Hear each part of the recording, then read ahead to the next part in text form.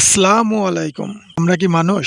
আসলেই কি আমরা মানুষ? না, আমি বলব যে আমরা মানুষ না। কারণ মানুষ হচ্ছে পৃথিবীর শ্রেষ্ঠ জীব। আমি ভিডিওটা করতে বাধ্য হলাম। তার কারণ ২-৩ দিন আগে মৌমিতা আপুকে নিয়ে আমি একটা ভিডিও দেখি টিকটকে।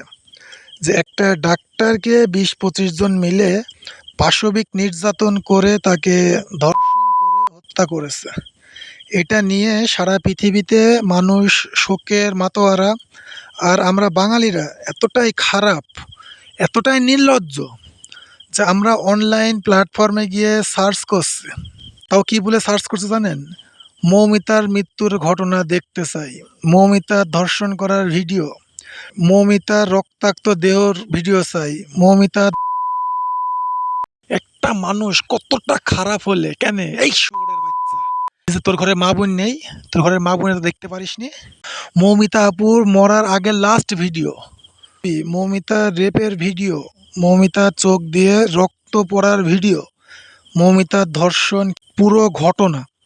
আমরা বাঙালি জাতি এতটাই খারাপ যে একটা মেয়েকে ২০-২৫ জন মিলে ধর্ষণ করেছে, সাময়িকভাবে নির্যাতন করে মেরে ফেলেছে।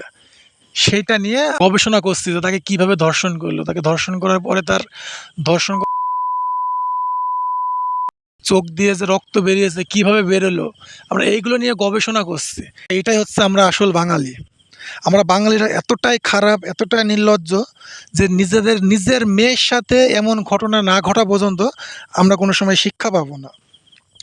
সারা পৃথিবীতে মৌমিতা আপুকে নিয়ে যখন তোলপাড় চলছে, এমন একটা মানুষ নেই যে মৌমিতা আপুর জন্য এক ফোঁটা চোখের জল পড়েনি। আমার জানা মতো এমন একটা মানুষ নেই। যে মেয়েটা ৩৬ ঘন্টা ডিউটি করে তার কলিগের রুমে গিয়ে রেস্ট নিচ্ছে, মানে কলিগ বলতে আপনার হোস্টেলে যে কোনো একটা রুমে গিয়ে তার রেস্ট নিচ্ছে, সে একান্ত ক্লোজ বান্ধবী তার ২ হাত চেপে ধরে রেখেছে, তাকে ধর্ষণ করতে সাহায্য করছে, তাকে রেপ করতে সাহায্য করছে। তো এখানে আমার আমার ভিতর থেকে আসলে কোনো কথা বের হচ্ছে না বা বলতে পারছি না। আমার কোনো বলার ভাষা নেই, আমার গা হাত পা এখনো কাঁপছে। আমি আপনাদের সাথে যে কথাগুলো শেয়ার করছি, আমার ওই মৌমিতা আপুর চেহারা যদি আমার চোখের সামনে ভেসে উঠলে আমার গা হাত পা কেঁপে কেঁপে উঠছে, সারা গা শিউরে উঠছে। কিন্তু কিছু আবাল